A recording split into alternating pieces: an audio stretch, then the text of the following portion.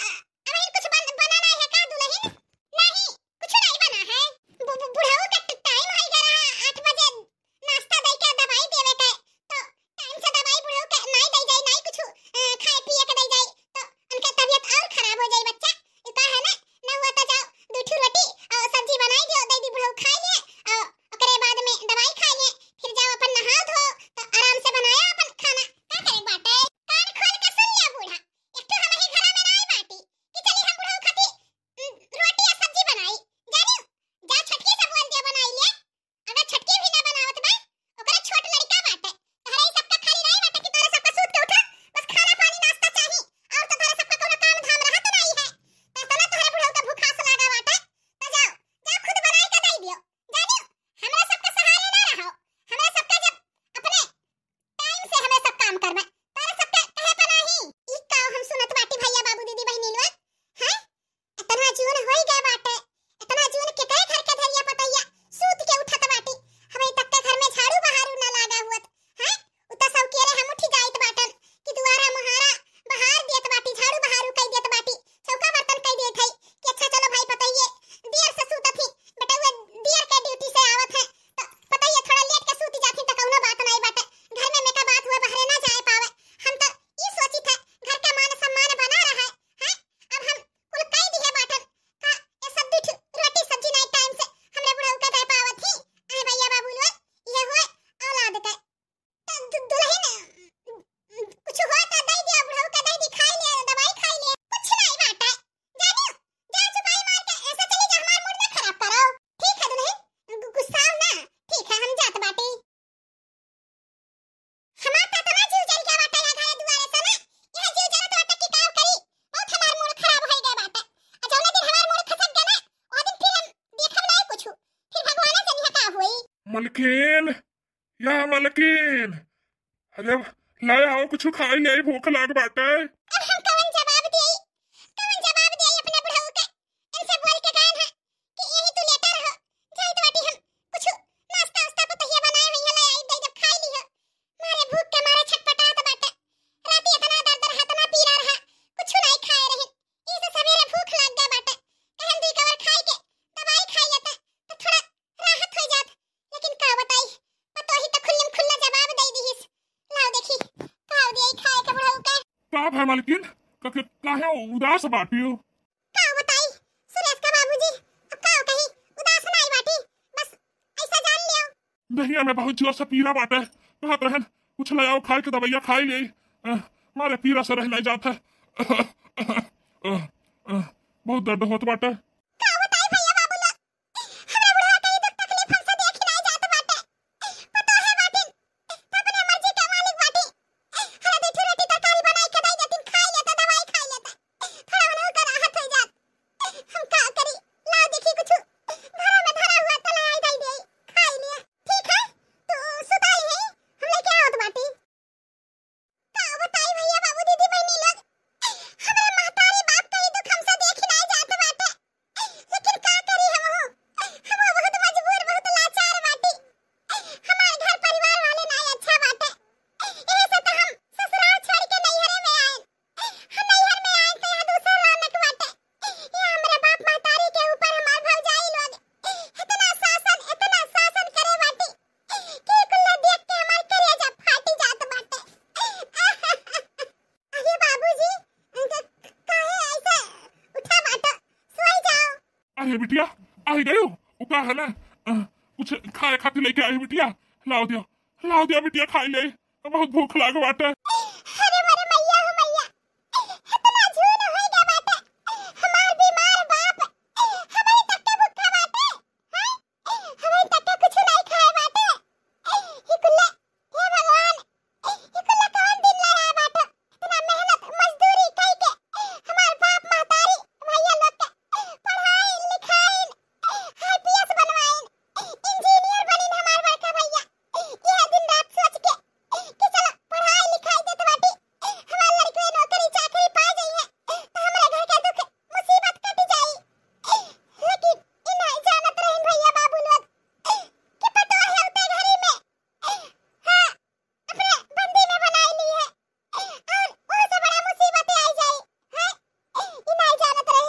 अरे बिटिया सुनीता काहे कुछ नहीं बोला थी बच्चा। हाँ, लाओ तार बाप कब से बुखार बाटा। लाओ तो जो कुछ खाई है बहुत जोर से भूख लाग बाटा। बच्चा है बिटिया सुनीता लाओ दिया। अरे मरे रमुआ हो रमुआ, हम तो मुंह दिखाए अपने बाप के। कैसे हम कहे कि बाबूजी भौजाई लुआ जब कुछ नहीं बनाए बाटी, हम लाचार बाटी। अगर हम जाई बनावे खियावे तो भौजाई लोग बोला थी आवत हूं नैहरे में आवत हक जतावे जहां पर ससुराल देखो। क्या करी हमार भैया बाबू दीदी बहनी लोग, हम बहुत मजबूर बाटी, बहुत लाचार बाटी। ओहला एक हमार घर परिवार वाले नहीं बाटे कि अपने ई बूढ़े बाप महतारी के सेवा अपने घरे दुआरे ले जाई के हम करी। नहीं वाला एक बाटे, नहीं तो हम खुद अपने बाप महतारी के सेवा खरीद खियाई जी आई। हाजी दिन ना देखे परत हमार बाबूजी हमें बोलत बाटे सुनीता बिटिया लाओ कुछ दे दियो खाई ले।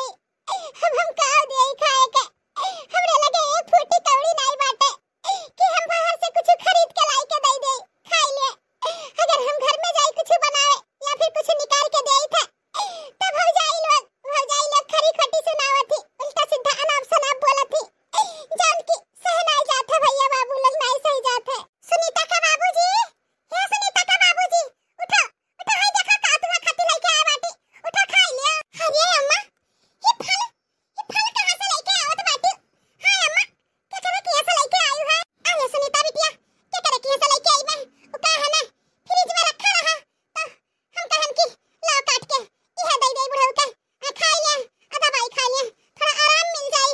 हमें तो पता है लोग उठे बाटी तो नहीं अधैया फ्रेश हुई है, ओकरे बाद फिर कुछ बनैया नहीं है तो 11-12 बज जाई तो बुढ़ऊ के ज्यादा लेट हो जाई दवाई खाए के तो कहन की यह फल दे दे।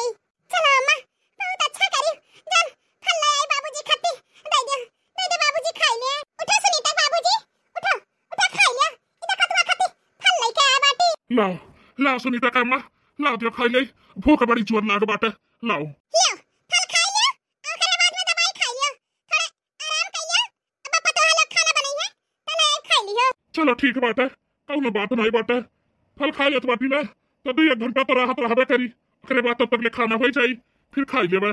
सुनीता का अम्मा हला तू खाई लियो। ए बिटिया सुनीता हला तू चाटू ले लियो। अरे नहीं हमरे बाबूजी तो इतना कैसे बुखार रहे, तू खाई लियो, तू जरूरी बाटे फल फ्रूट खाए के। कैसे तो हर तबीयत खराब बाटे, हमें का हमार तबीयत थोड़ी ना खराब बाटे। अब बाबूजी लोग बनाई है तो हम खाई लेबे, तू खाई लियो। अरे सुनीता का अम्मा बिटिया तो नहीं खाई है तो ही चाटू खाई लियो। नहीं सुनीता का बाबूजी तू खाई लियो, बुखार रहे तू वैसा भी तू ज्यादा जरूरी बात है तो तू खाई लियो। अब हम खाई लेबे। ई देखा बुढ़न चौके ये तो ना हिम्मत इनका होई के बाटे हैं, लड़कन के अपने रखे हैं नाश्ता देवे के। और देखो फ्रिज में देखा तो हइये नहीं बाटे, ये बुढ़ा कितना कुल फर फ्रूट लाई के खियावत है। बुढ़ा का जवान हो जाई का फल खाए। बुढ़ऊ तहरा दीदा कितना नहीं डर बाटे हैं, अपने पेटे कर आगे तू लड़कन के नहीं देखत बाटे।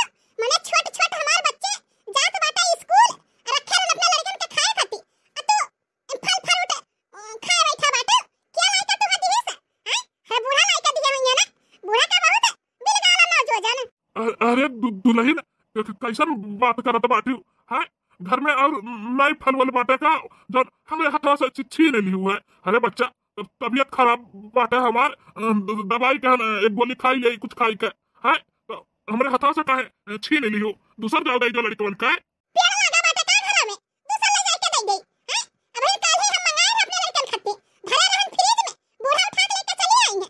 फल फ्रूट खाए के का जवान बन जाबो का? अरे बुढ़ान बाटे तो बुढ़ावा रहबो जा रे बुढ़ऊ।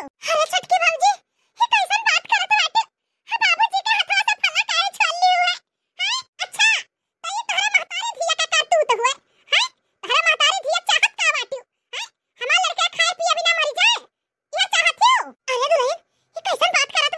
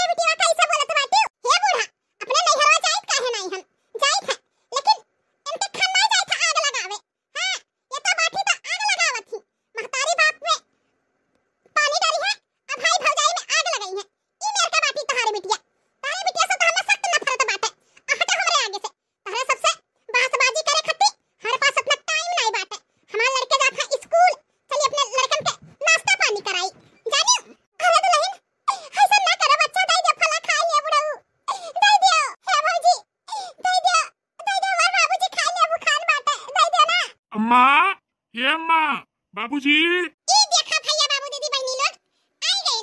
अनमोल रतन हमरा बूढ़ा बूढ़ा होता है ना जानी कौन बूटी सुहाए बाटी बुढ़िया। अब बुढ़ावा जब ये लोग ऑफिस से आवत हिन घरे तब अम्मा अब बाबूजी बुलावत हिन। आजकल का देखो जे है आवत हते बुलावत है मेहरारू का नाम लेके या फिर लड़कन का। आया दुई जनी बाटा तो महतारी बाप का बुलावत हिन। जेरा तो जरी जात है सुन के। अरे आई गए जी, आज बड़ा जल्दी ऑफिस से आई गए हो। हाँ हाँ आई गए। वो का है ना अम्मा बाबूजी कहाँ बाटे? अरे तहार अम्मा बाबूजी खाए पी के आराम करत हिन और कहाँ रही हैं। चलो बहुत ही अच्छा बाटे।